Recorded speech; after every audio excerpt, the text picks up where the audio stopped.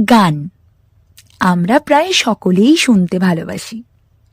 ঠিক এই মুহূর্তেও আরাম করে মাথার বালিশটাকে সেট করে বা সোফায় বসে ইয়ারফোন লাগিয়ে নিজের পছন্দের গান শুনছ, তাই না?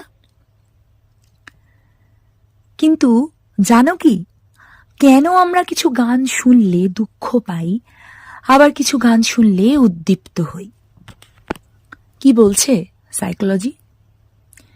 সঙ্গীত বা মিউজিক শুধুমাত্র বিনোদনের মাধ্যম নয়, এটি আমাদের পৃথিবী দেখার দৃষ্টিভঙ্গি বদলে দিতে পারে।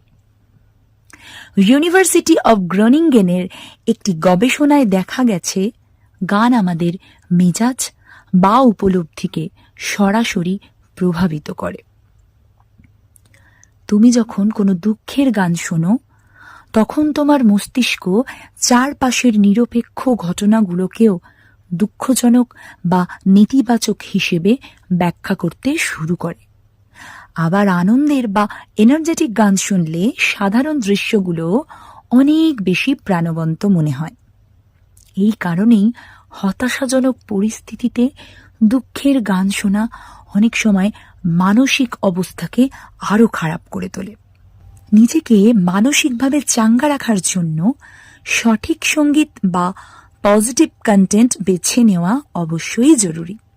হ্যাঁ, নিজের পছন্দের গান তো অবশ্যই শুনবে, কিন্তু আমাদের আনন্দের সুরগুলো, আমাদের মনের খুশির অনুভূতিগুলো যখন মিলেমিশে একাকার হয়ে যাবে, তখনই তো আমাদের মন ভালো থাকবে। তাই নিজেকে সব সময় মোটিভেট রাখার জন্য মন ভালো করা গান শোনো।